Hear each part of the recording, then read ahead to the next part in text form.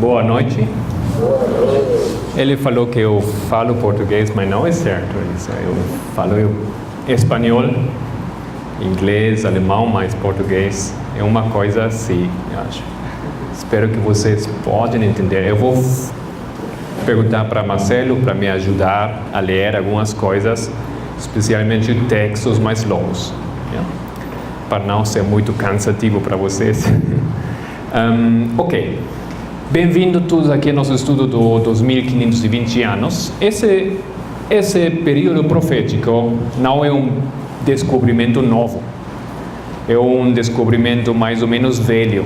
Foi descoberto pelo pioneiro Guilherme Miller. Não sabemos exatamente quando, mas no tempo quando ele começou a estudar a Bíblia profundamente. Isso significa nos anos 1820, em torno dessa data. E quando ele começou a falar publicamente no ano 1830, mais ou menos, então aquela profecia foi para público. Então, o que estamos fazendo aqui é um estudo de uma profecia que foi bem conhecida pelos pioneiros, pela irmã White também, pelos primeiros adventistas. E ao longo do estudo eu vou procurar explicar porque nós hoje não conhecemos mais ainda nessa profecia. A profecia dos 2520 anos.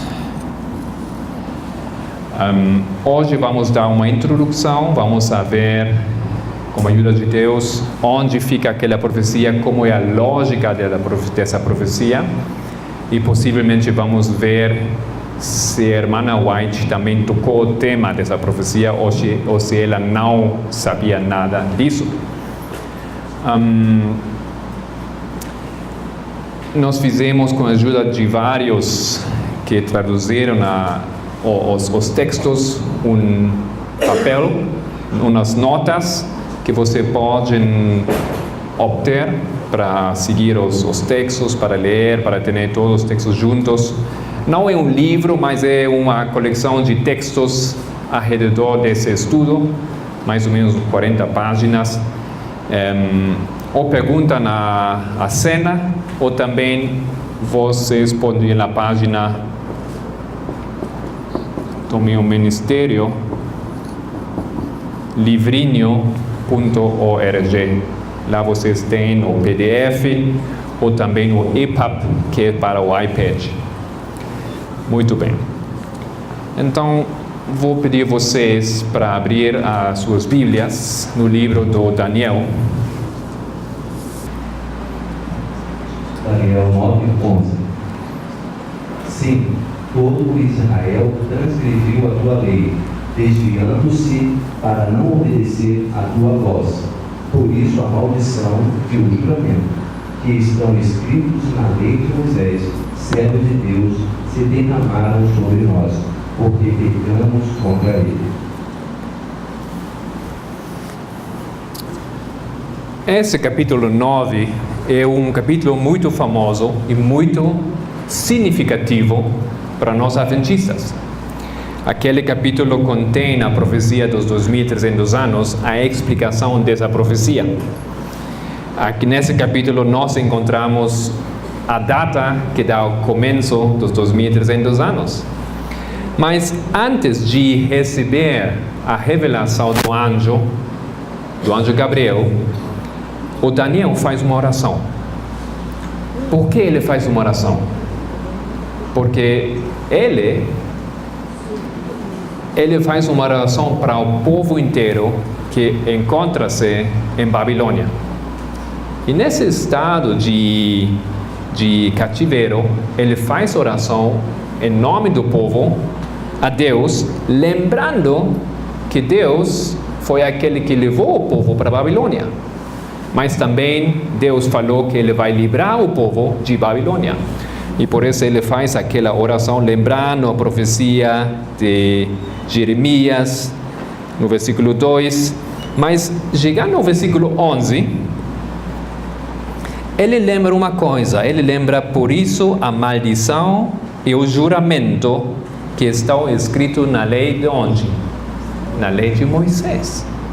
A lei de Moisés, onde fala do cativeiro de Babilônia, onde fala a lei de Moisés de um castigo de Deus que eles, nesse momento, estavam experimentando. Essa é a pergunta. Então, Daniel sabe alguma coisa que nós talvez não lembramos. Qual é a referência do Daniel que ele está fazendo aqui? Qual é a conexão que ele está fazendo? A que livro de Moisés, a que capítulo, que livro ele está lembrando? Ele não é o único. Podemos ir ao livro de Neemias. Neemias, capítulo 1, nos versículos 7 até o 9 também, por favor.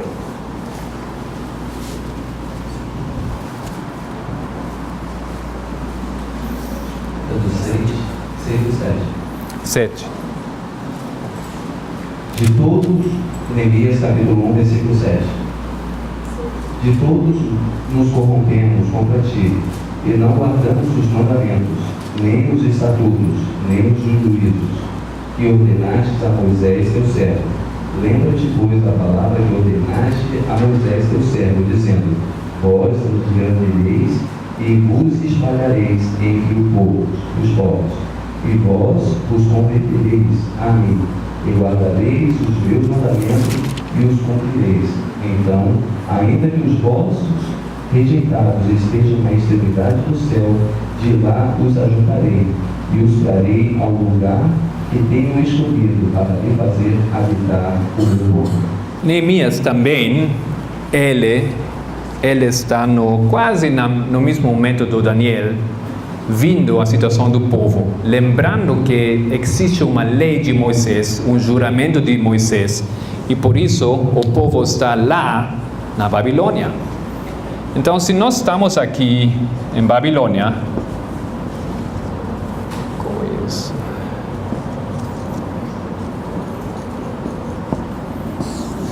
Daniel, Neemias, eles dois lembram que o estado deles lá tem que ver com Moisés, de alguma maneira. Tem os juramentos que tem que ver com a maldição do povo dentro da Babilônia. Eles lembram que Deus falou algo a seu servo Moisés, ok? E quais são aqueles juramentos e aquelas maldições na lei de Moisés que falam que o povo vai ficar lá na Babilônia? Lá mesmo no livro do Neemias, não sei nas suas Bíblias, mas na minha Bíblia aqui tem uma referência do texto, versículo 8.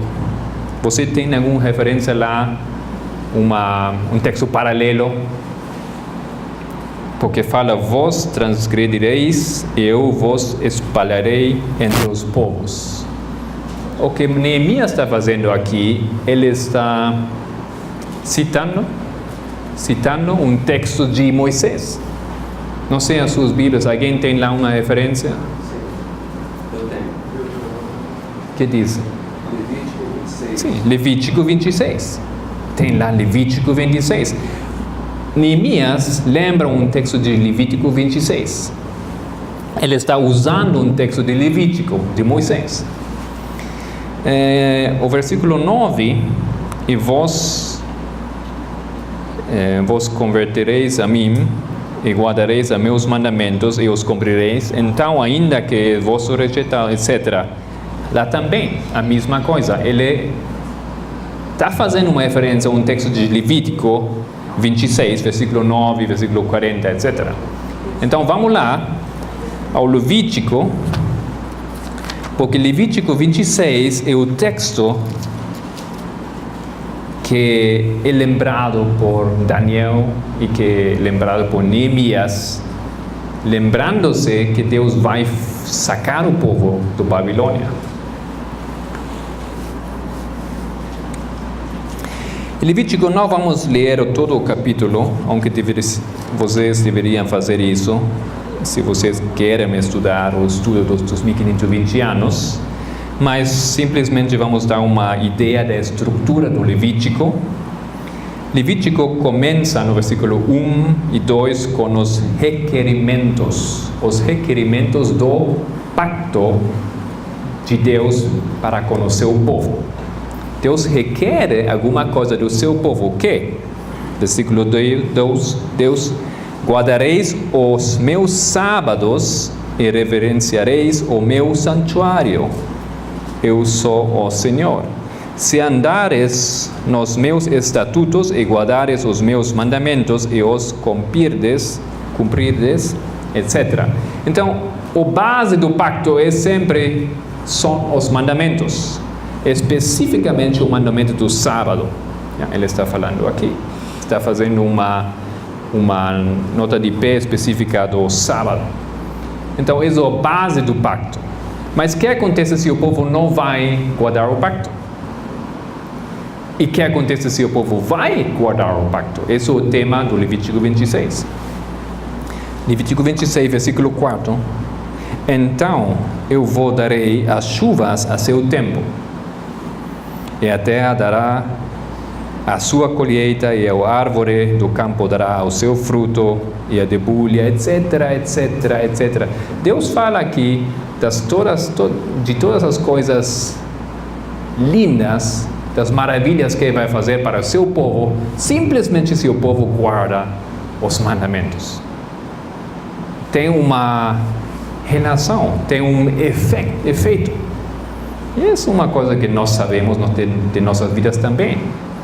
Quebrar o mandamento tem um efeito, guardar o mandamento tem um efeito. E aqui Deus fala muito explícito o que vai acontecer se o povo guarda os mandamentos. Lembra, Levítico 26, nós estamos no começo da história do Israel. O Israel saiu do Egito e no começo do seu pacto, Deus deixa bem claro o que Ele vai fazer se o povo vai guardar os mandamentos. Mas logo no versículo 14, Ele também deixa bem claro o que Ele vai fazer se o povo quebra os mandamentos. Mas se não me ouvirdes e não cumprirdes todos os mandamentos, pode continuar até 18. Versículo 14. Mas se não me ouvirdes e não cumprirdes todos estes mandamentos, e se rejeitardes os meus estatutos, e a vossa alma se enfadar dos meus juízos, não cumprindo todos os meus mandamentos para invalidar a minha aliança, então eu também vos farei isto, porei sobre vós terror, a tísica, havia febre ardente, e consuma os olhos, e atormentem a alma, e semeareis em vão a vossa semente, pois os vossos inimigos a comerão. E porei a minha face contra vós, e sereis feridos diante de vossos inimigos, e os que vos odeiam, e de vós se assemelharão, e fugireis, sem ninguém vos perseguir. E se ainda com estas coisas não me ouvirdes, então eu prosseguirei a castigar-vos 7 vezes mais por causa de vossos pecados. Ok, aqui o que Deus diz para o seu povo é bem claro, é muito claro. O que Deus fala para o seu povo é claro. O povo está aqui no Egito,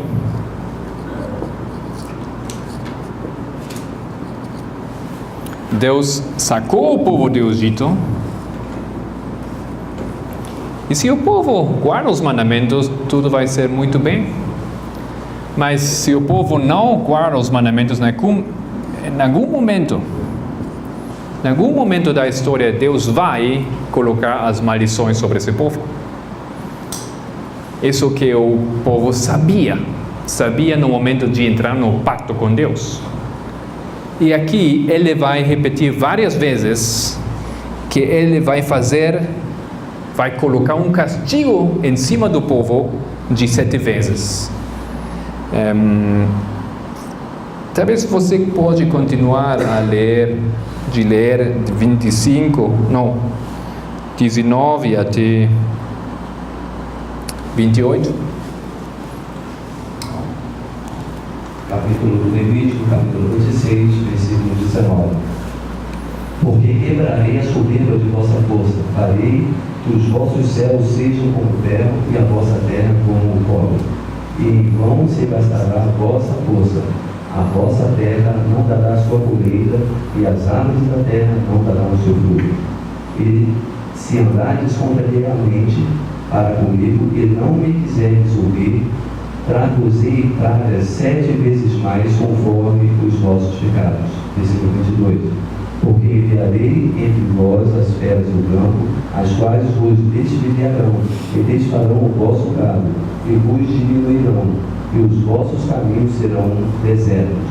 Se ainda essas coisas não vos corrigirdes, voltando para mim, mas ainda andardes contrariamente para comigo, eu também andarei contrariamente para convosco, e eu mesmo vos ferirei 7 vezes mais por causa dos vossos pecados, porque trarei sobre vós a espada que executará a vingança da aliança, e ajuntados sereis as vossas cidades. Então enviarei peste entre vós, e sereis entregues na mão do inimigo. Tá bem. 26. Até 28. Versículo 26. Quando eu vos quebrar o sustento do pão, então 10 mulheres cozerão o vosso pão num só forno, e desenvolverão o vosso pão por peso, e comereis, mas não vos fartareis. E se com isso não me ouvirdes, ainda andardes contrariamente para comigo, também eu para convosco andarei contrariamente em furor, e vos castigarei 7 vezes mais por causa de vossos pecados. Ok. A lógica agora, vamos andar passo por passo. Se o povo quebra o pacto em algum momento da história, então o que vai fazer Deus? Ele vai castigar o povo 7 vezes. A partir deste momento. Guilherme Miller, que estudou aquele texto em inglês. Em inglês não fala 7 vezes, mas fala 7 times.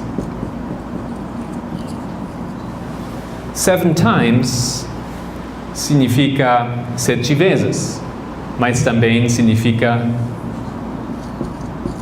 vezes ou tempos. A palavra time significa tempos, ou significa vezes. Para ele foi muito claro o assunto. Ele não sabia hebreu, ele somente teve confiança no texto bíblico da King James, e ele falou, 7 tempos, um tempo é quanto na profecia? Um ano. Não? 7 tempos é o mesmo como 7 anos.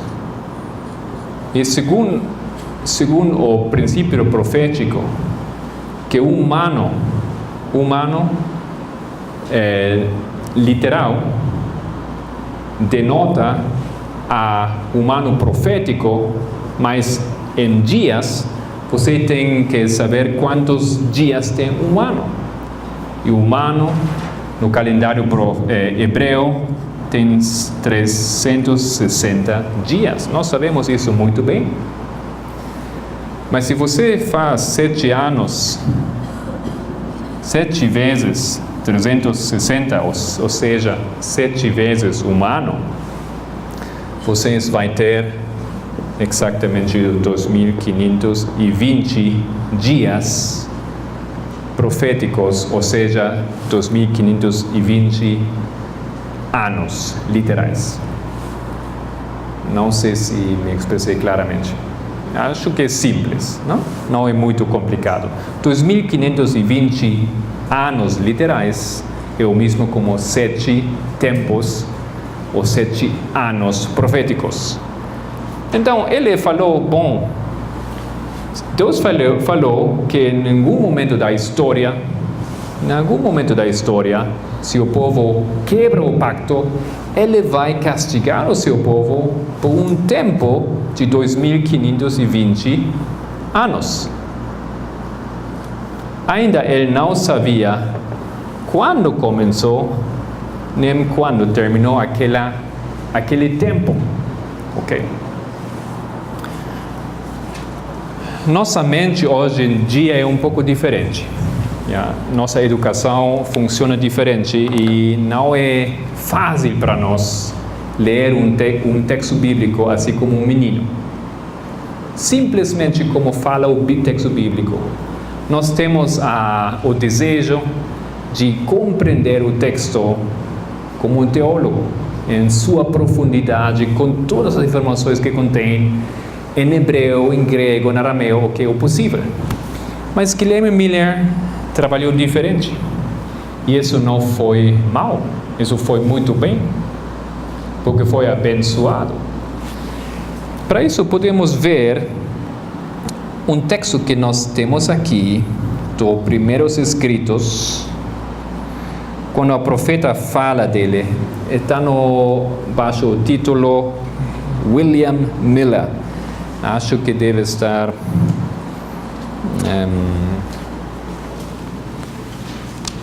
página 11. Sim, página 11. Pode ler, por favor, aquele texto que fala de aqueles começos. Helena White fala do Guilherme Miller. A metade, eu acho. Página 11, William Miller. Deus mandou o seu anjo mover o coração de um lavrador que não havia crido na Bíblia, a fim de levar a examinar as profecias. Anjos de Deus repetidamente visitavam aquele escolhido para guiar seu espírito e abrir a sua compreensão, profecias que sempre tinham sido obscuras para o povo de Deus. Foi-lhe dado o início da cadeia da verdade, que foi levado a examinar elo após elo, até que olhou maravilhado e admirado para a palavra de Deus. Viu ali uma perfeita cadeia de verdades. Ok. Guilherme Miller não descobriu aquelas profecias porque ele leu o texto, simplesmente lendo o texto e suas ideias.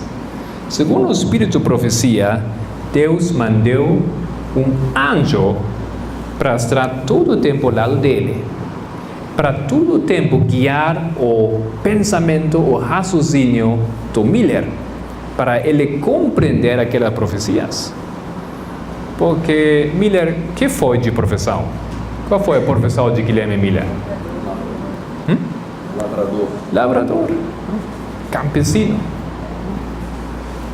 Ele trabalhava fora, ele era militar também, não era um erudito, não era um professor, não era um teólogo, não era pastor, nada. Não, ele foi um homem simples, para dizer assim.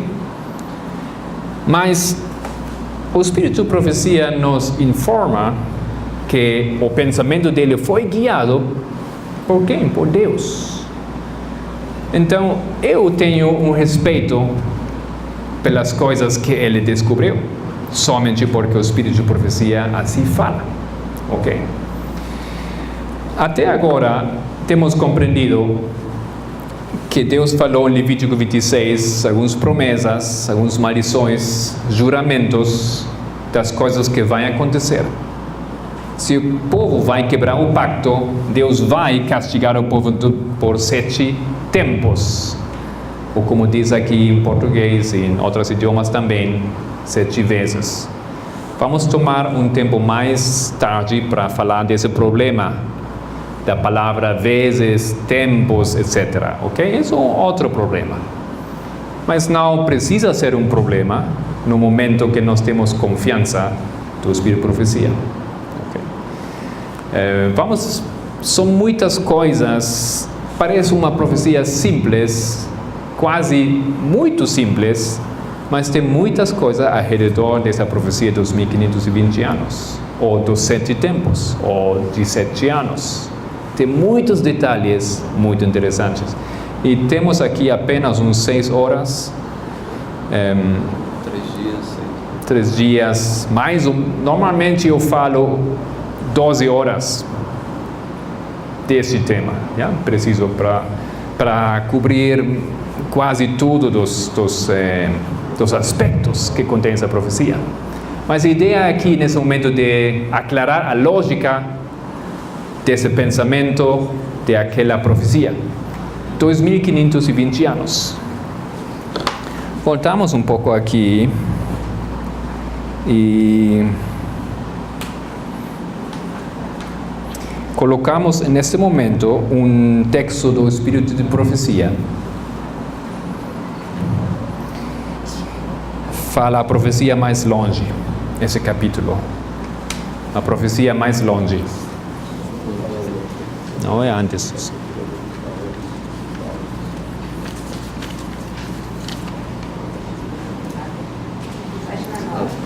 Página 9. Yeah? Parece nada a ver, no primeiro momento, parece nada a ver aquele texto bem conhecido do conflito dos séculos. Séculos. É um texto onde ele fala de outra coisa, mas esse texto nos vai ajudar, nos vai dar luz em cima da profecia dos 2520 anos. Tudo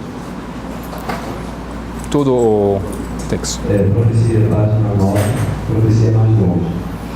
A experiência dos discípulos que pregaram o Evangelho do Reino, no primeiro advento de Cristo, teve seu paralelo na experiência dos que proclamaram a mensagem de seu segundo advento. Assim, como saíram os discípulos a pregar, o tempo está cumprido, o reino de Deus está próximo. Miller e seus companheiros proclamaram que o período profético mais longo e o último apresentado na Bíblia estava a ponto de terminar, que o juízo estava próximo e que devia ser inaugurado o reino eterno. A pregação dos discípulos com relação ao tempo baseava-se nas 70 semanas de Daniel 9. A mensagem apresentada por Miller e seus companheiros anunciavam a terminação dos 2.300 dias de Daniel 8:14, dos quais as 70 semanas fazem parte. Cada uma dessas pregações se baseava no cumprimento de uma porção diversa do mesmo grande período profético. Ok. Para muitos, este texto é uma prova em contra dos 2520 anos. Porque no meio do texto diz: Miller e seus companheiros proclamaram que o período profético mais longe e último apresentado na Bíblia estava pronto de terminar. E qual foi aquele período? O 2300 tardes. Ok. 457 a.C. começaram os 2300 tardes e manhã até o ano 1844. Essa foi a profecia proclamada por Miller e seus companheiros. Mas aqui fala que esta profecia foi o período mais longe e último. Se agora eu falo que tem uma profecia de 2520 anos, aquela profecia tem mais, é mais longe que 2300. Então, qual é correto? O que diz Helena White ou o que Miller acreditou ou não existe essa profecia? Mas acho que nós deveríamos ler o texto novamente e ler muito bem o que ela está dizendo aqui. Na verdade, que ela não diz que os 2300 anos é a profecia mais longe. Nós suponemos que isso é o que ela fala. Yeah. Porque essa profecia que nós conhecemos essa profecia que nós sabemos que Miller falou dessa profecia. Miller e seus companheiros proclamaram que o período profético mais longe é o último e achamos que 2.300 anos, mas ela não diz isso. Apresentado na Bíblia estava a ponto de terminar, que o juízo estava próximo e que deveria ser inaugurado o reino eterno. Tudo isso é certo com os 2.300 anos, é certo. Tem que ver tudo isso com os 2.000. Poderia ser que ela fala dos 2.300 anos, mas ela continua. A pregação dos discípulos, com relação ao tempo, baseava-se nas 70 semanas de Daniel 9. Ela agora fala de quê? Fala de uma parte dos 2.300 anos, certo? Os 70 semanas é uma parte dos 2.300 anos. Basava-se nas 70 semanas de Daniel 9. A mensagem apresentada por Miller e seus companheiros anunciava a terminação dos 2.300 dias de Daniel 8, 14, dos quais as 70 semanas fazem parte. Então, as 70 semanas são uma parte das 2.300, ok? Fazem parte as 70 semanas, os 490 anos, fazem parte da mesma profecia dos 2.300 anos. Tudo bem? É correto. Mas ela continua. Cada dessas pregações se baseava no cumprimento de uma porção diversa do mesmo grande período profético. Cada uma, qual? As 70 semanas e qual outra? Os 2.300 formam parte de quê? Os 2.300 não podem formar parte de ti mesmo. As duas formam parte de outra profecia, que é a profecia mais longe.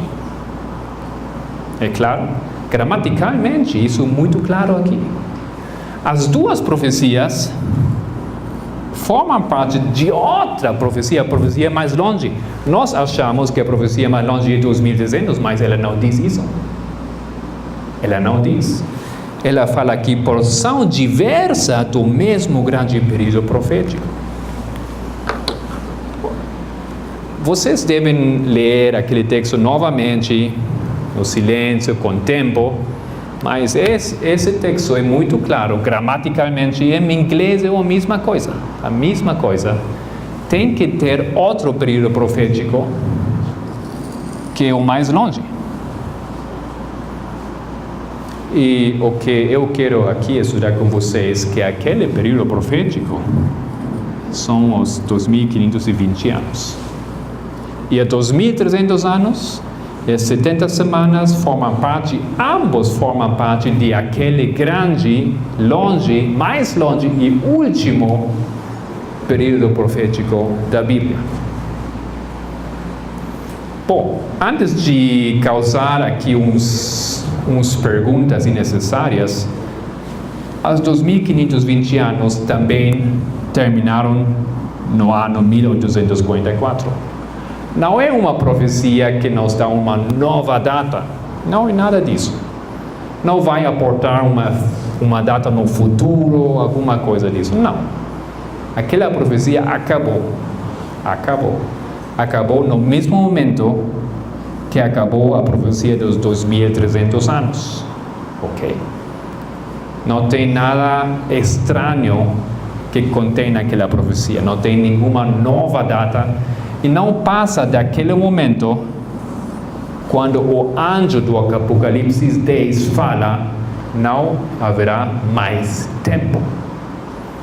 Quando o anjo do Apocalipse 10 deixa para anunciar ao mundo que não tem mais tempo depois de 1844, isso significa que não tem mais outra profecia de tempo que passa lá mais em cima dos do ano 1844. Helena White fala disso, ela explica exatamente isso. Isso é que fala o anjo do Apocalipse 10. E os 2520 estão em perfeita harmonia com aquela profecia. Voltando aqui ao nosso texto,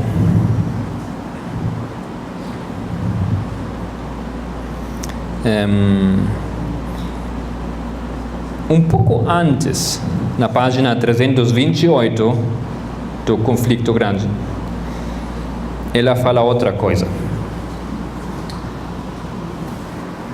Página 9 ainda. Consequentemente, os 2.300 dias de Daniel 8:14 terminam em 1844. Ao expirar este grande período profético, o santuário será purificado segundo o testemunho do anjo de Deus.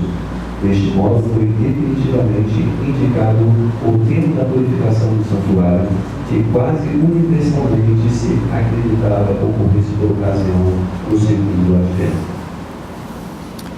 Aqui ela fala explicitamente dos 2.300 dias. E quando ela faz isso, ela não fala que é o período profético mais longe, mas ela somente diz é o grande período profético. Ok? Interessante. Você sempre vai ver que o espírito de profecia nunca se contradiz. O espírito de profecia e os profetas da Bíblia sempre ficam em perfeita harmonia. Não tem coisas contradizendo-se.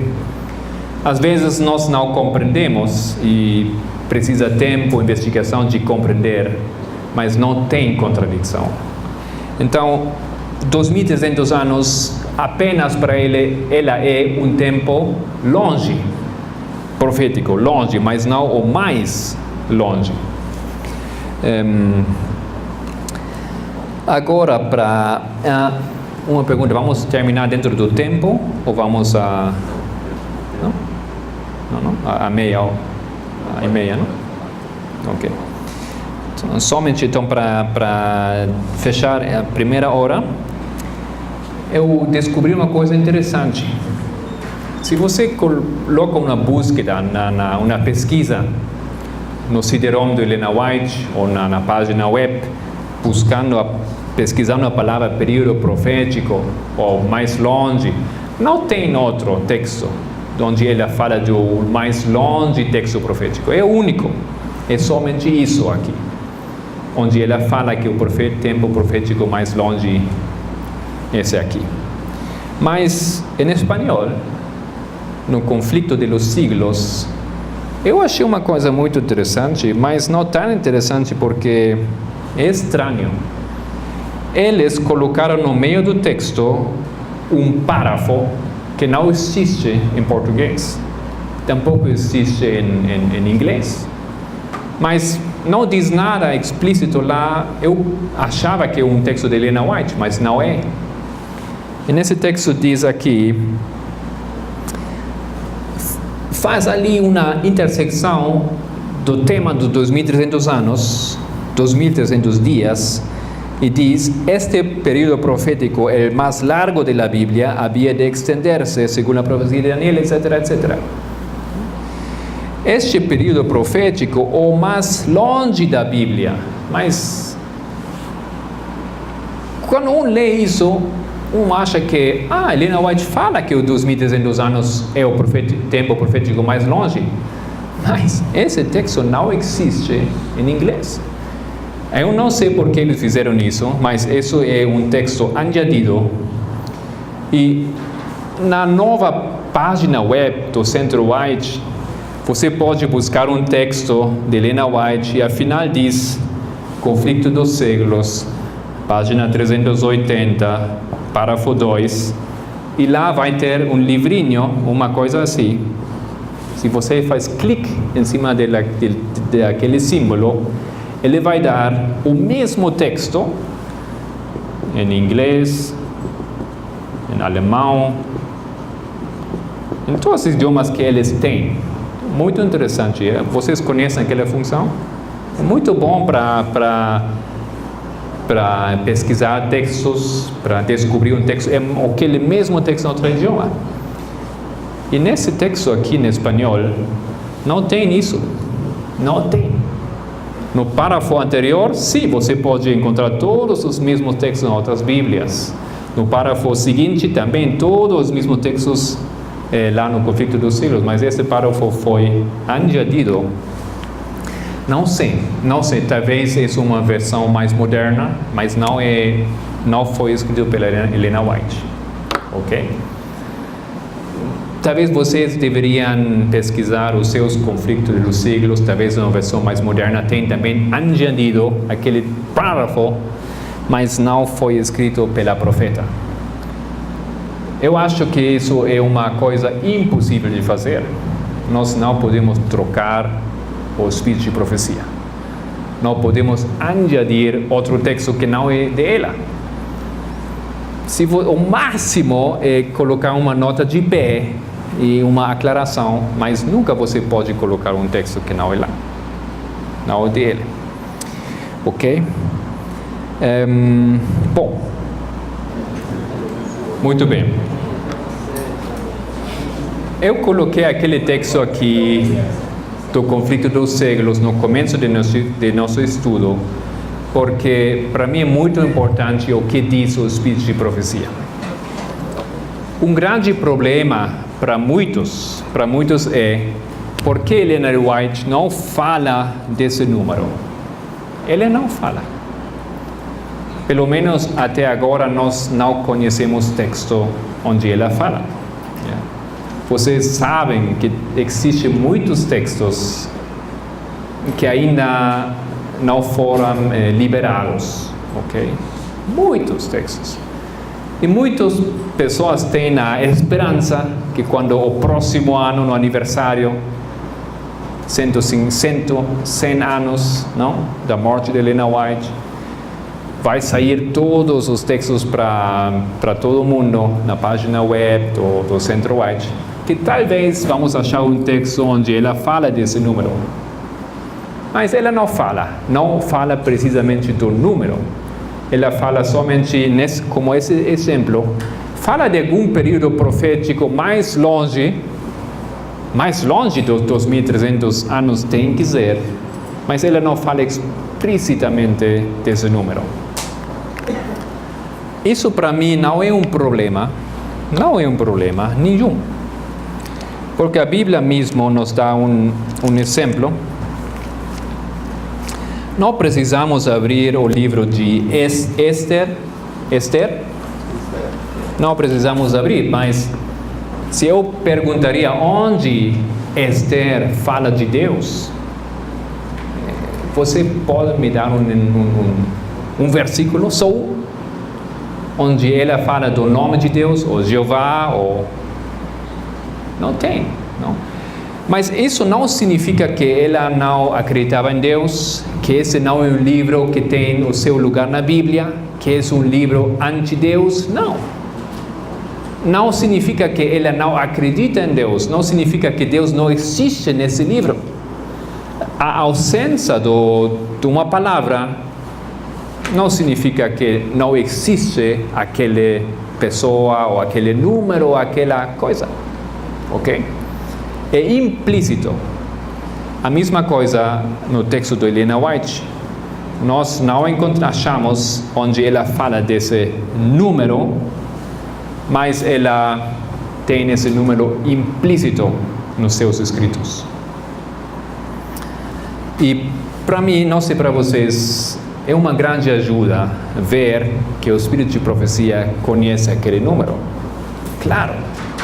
Porque se ela rejeita os 2.520 anos, estaria muito claro. Mas ela nunca rejeita. Nunca.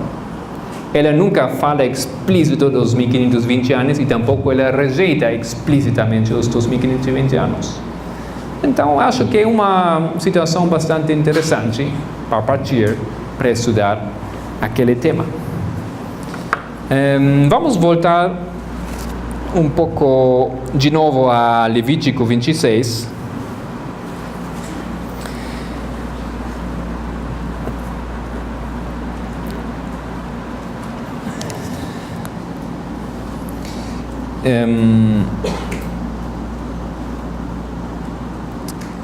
O caso aqui, um pouco falando do problema dos 7 vezes, é o seguinte.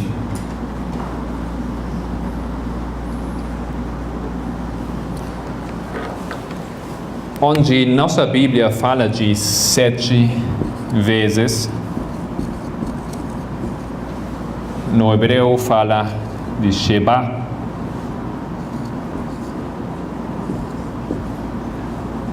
Mais ou menos assim, Sheba. Não fala 7 dias, 7 anos, 7 vezes, só fala Sheba. E Sheba significa muitas coisas. Basicamente, significa 7.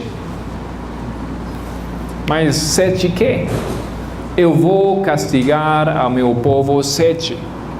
7 não é um castigo, é um número. Então, esse número implica várias possibilidades. É um castigo repetitivo, ou um castigo aumentado, é um castigo de uma longitude, mas não diz quanto. Diz 7, mas 7 quê? 7 semanas, 7 dias, 7 anos, 7 tempos, tem muitas possibilidades aqui. É interessante que Moisés, nessa profecia, não é explícito em quanto à duração dessa profecia. Ou seja, é mais outro interrogativo para aqui descobrir 7 quê. Por essa razão, muitos dizem, é impossível que isso fale de 7 anos, porque não fala de 7 anos, fala de 7.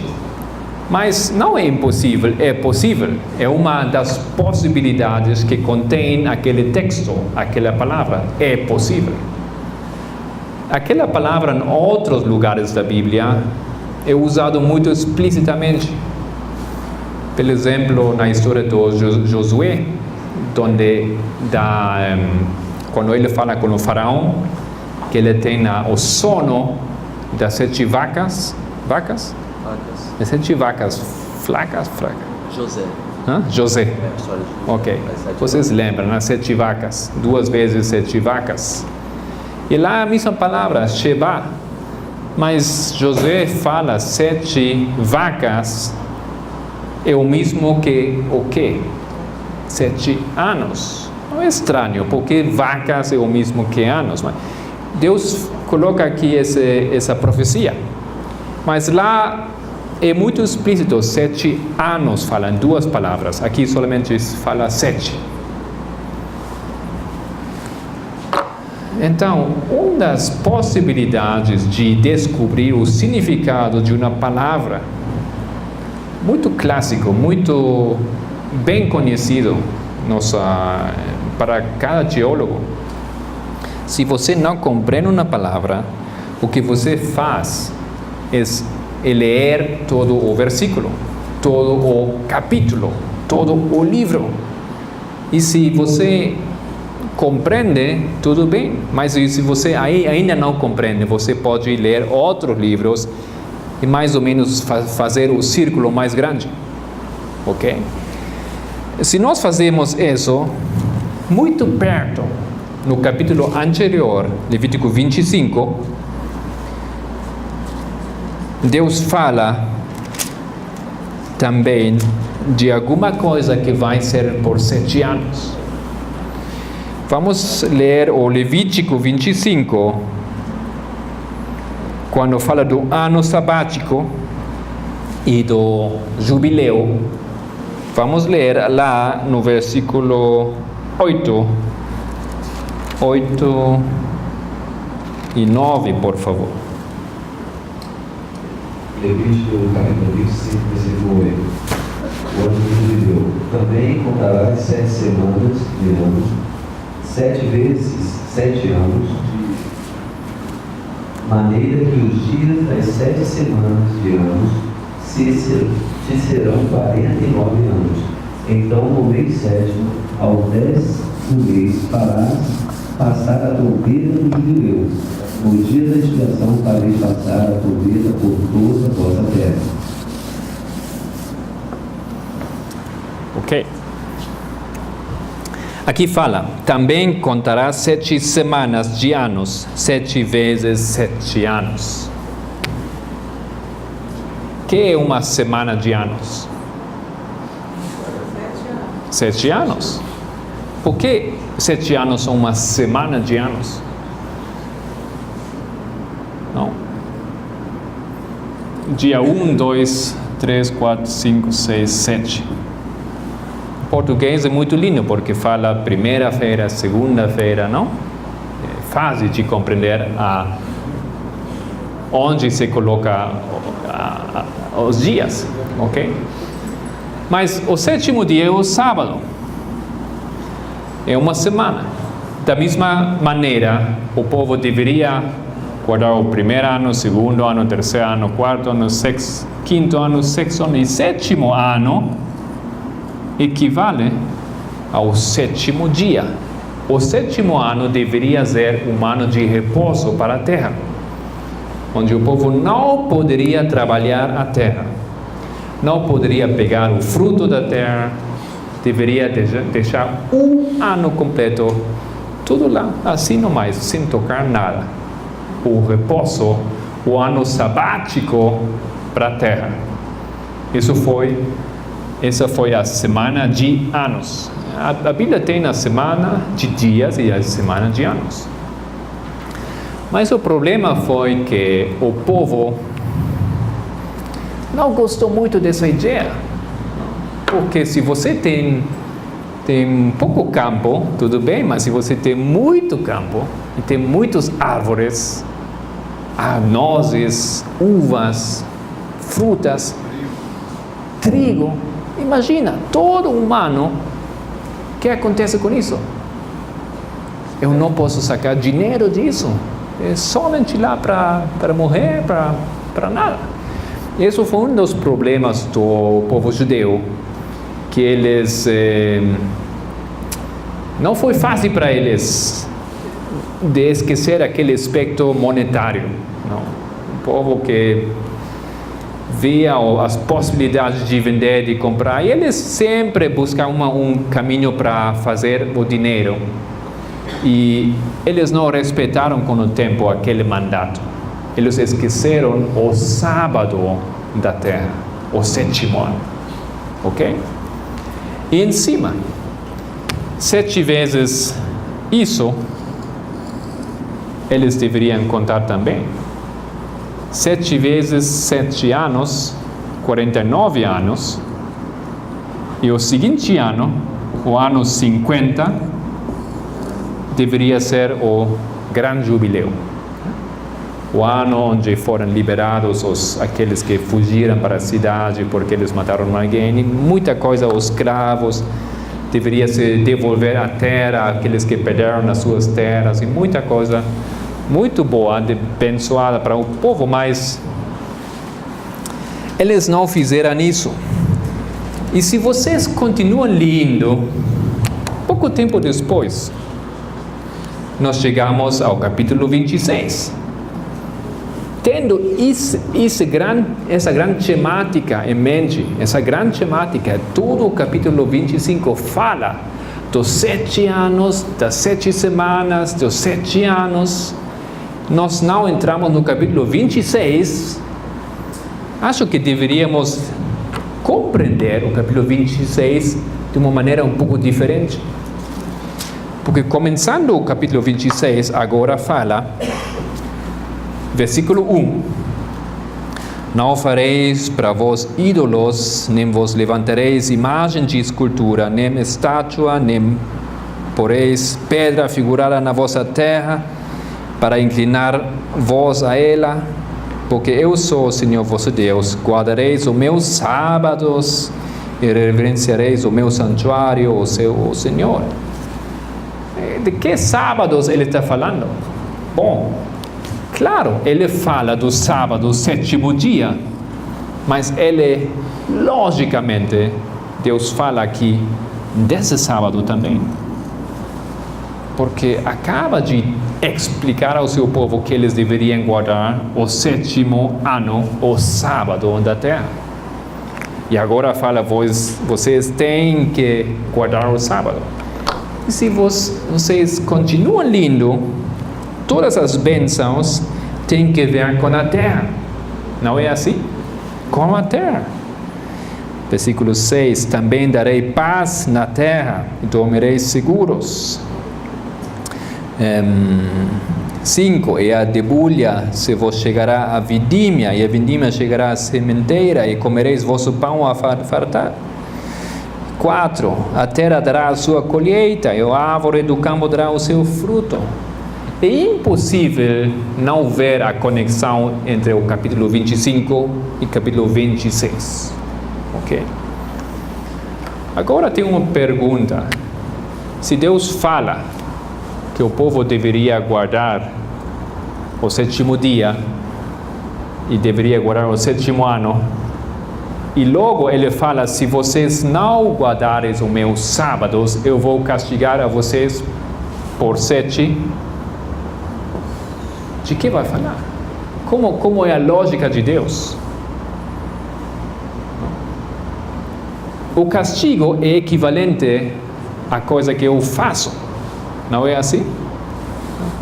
Se eu vou quebrantar o 7º ano, 7 anos, então o castigo não vai ser 1 ano.